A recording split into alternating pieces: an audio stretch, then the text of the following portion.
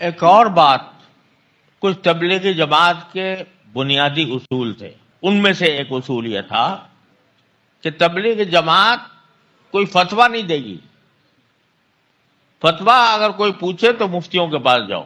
تبلیغی جماعت کوئی فتویٰ نہیں دے گی.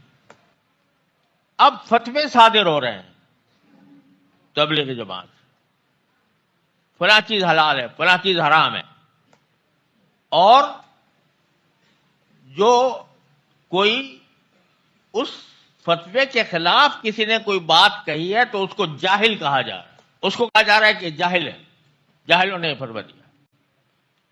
یہ کبھی نہیں ہوا تبلیغی جماعت کے اصولوں کے خلاف کہ وہ فتویٰ دے. اس طرح میں تاکید سے کہہ رہا ہوں کہ قرآن کو قرآن میں دیکھ کر پڑھا کرو. رہی بات کہ جی جائز ہے ناجائز ہے، ان باتوں میں کبھی مت آئیو. جو بھی تم سے کہنا کہ جائز ہے اسے سمجھائیو کہ تو جاہل ہے اور تیرے دل سے قرآن کی عظمت نکل چکی ہے. سمجھائیو اس کو کہ تو جاہل ہے، عالم نہیں ہے. جو بھی یہ کہنا کہ جائز ہے سمجھ لیو کہ جاہل ہے. یہ لوگ احمق ہیں جو کہتے ہیں اس میں سہولت ہے. سہولت نہیں ہے بلکہ ان آلات کی نحوست ہے، کیونکہ یہ آلات اپنے اندر کفر اور باطل کو لیے ہوئے ہیں. جو پڑھے لکھے لوگ یہود و نصارہ کے طریقوں سے متاثر ہو گئے نا، ان کے فتووں سے ہم سے متاثر ہو چکے. مجھے بہت قلق ہے اس کو، سچی بات ہے. میرے نزدیک تو جاہل ہے وہ عالم، جو یہ کہے کوئی حرج نہیں ہے. جاہل بالکل جاہل ہے، اس کے دل میں قرآن کی عظمت ختم ہو چکی.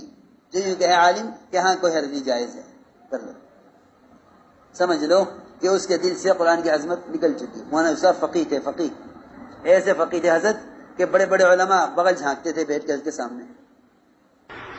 ہر ایک کی جیب میں موبائل، بیٹھ کے تصویریں لینا اور جو ہے فلمیں بنانا، وہ تو شیطان ان کی بدھی پہ سوار ہے. یہ جتنی چاہے بیان کریں، جتنی چاہے عبادتیں کریں، شیطان ان کی بدھی پہ سوار ہے.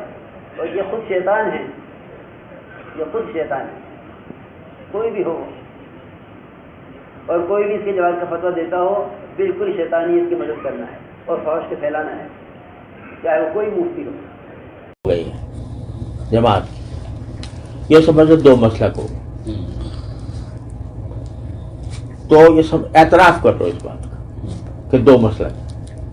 ان سے بھی یہ کہتا ہوں، آپ حضرات سے بھی کہتا ہوں، دو مسلک ہیں. جو اس مسلک کو اختیار کرنا چاہتا ہے وہ چاہے، جو اس کو اختیار کرنا چاہتا ہے وہ جا رہا ہے. لیکن اس طرح کر رہا ہے تو اس کو اس طرح کرنے دو. کوئی اس طرح کر رہا ہے اس کو اس طرح کرنے دو. اللہ کے لیے کر رہے ہیں.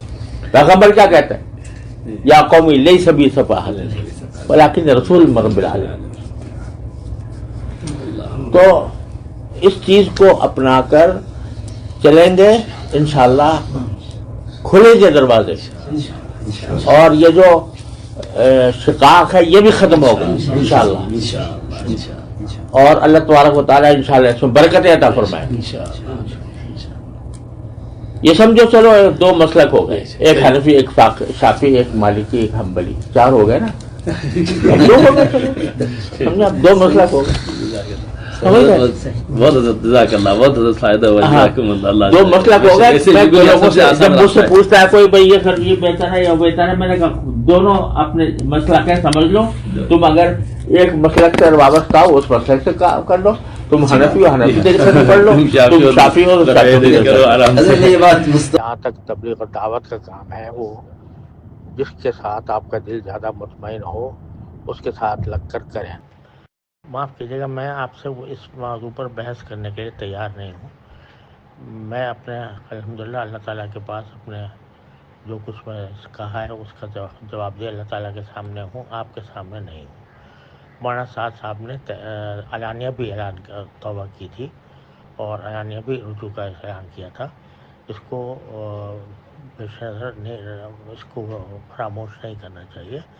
اور اب آپ اس بحث کو اگر آپ آگے چلائیں گے تو میں